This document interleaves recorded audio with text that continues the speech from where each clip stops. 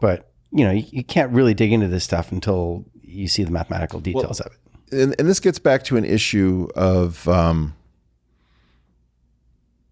the question of how science should be organized. So we've talked about how difficult it is to do science inside of the institutions because there is such a pressure economically to do whatever's fashionable, to get lots of results, to publish continuously.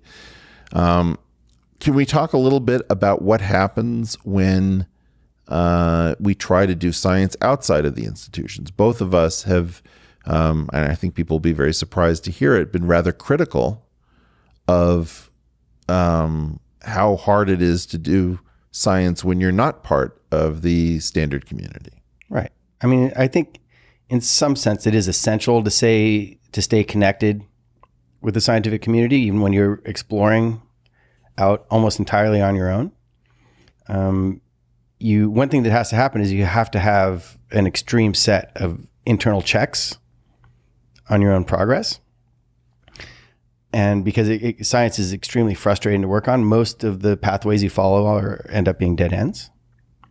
And it can be really frustrating. So in doing that, if you're going to work outside academia, you also need an extremely strong support system and a healthy life independent of the science you're working on. So you need to have good support from friends and family, good relationships. You need to have confidence in your ability to support yourself, and that frees up your time if you're really going to work on stuff outside of academia on your own. I've been fortunate enough to build and to have those things. I feel really lucky to be able to do that. And I think I've had a really good life that way. And, but if you're going to do that, you need to be really careful about it. Because if you just abandon everything else, because you have this idea in science that you want to pursue, and you abandon everything else, you'll be totally out of balance in your life. And if you hit some frustrating item in what you're researching, it'll be crushing because the main thing you're working on and focused on stopped working. When really what you want to be able to do is like, oh, I've got other stuff going on that's keeping me happy. This thing didn't work out. I just have to wipe the board clean and start fresh. And that's not devastating to do because the rest of your life is good. You have to do that. Otherwise, you just won't be healthy as a human being. Okay.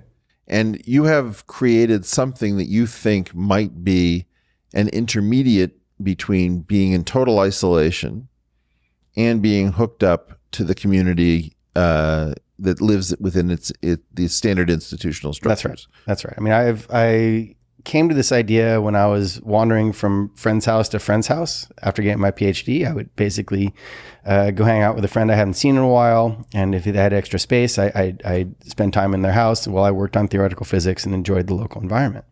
And I thought it was great to be able to do this because you're not worried about having a roof over your head. You have company to interact with, and you have a good environment to play in.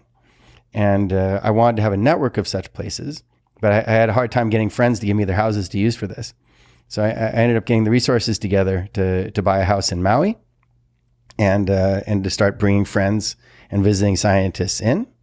And I've called this the Pacific Science Institute. And currently it's basically my house with delusions of grandeur, because what I also have is a beautiful piece of property that's 15 acres that I bought 10 years ago because I like doing things slowly. Mm-hmm.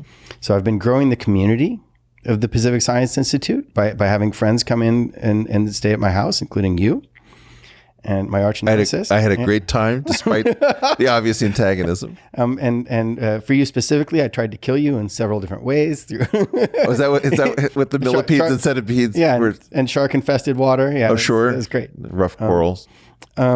But yeah, basically I have scientists visit and take people out to have fun around the island and really enjoy a good environment where they're free to explore ideas that might be a little bit on the dangerous side to work on while they're in the confines of academia and among their normal colleagues.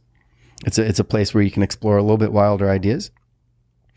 And I'm really excited to grow this community by starting to design things to build on the 15 acres I've got. That's really in a nice location. So I've been growing things slowly up here, and I'm really looking forward to some more progress with it. and growing this community. It's also been a nice balance against working on physics directly, because it's guaranteed success.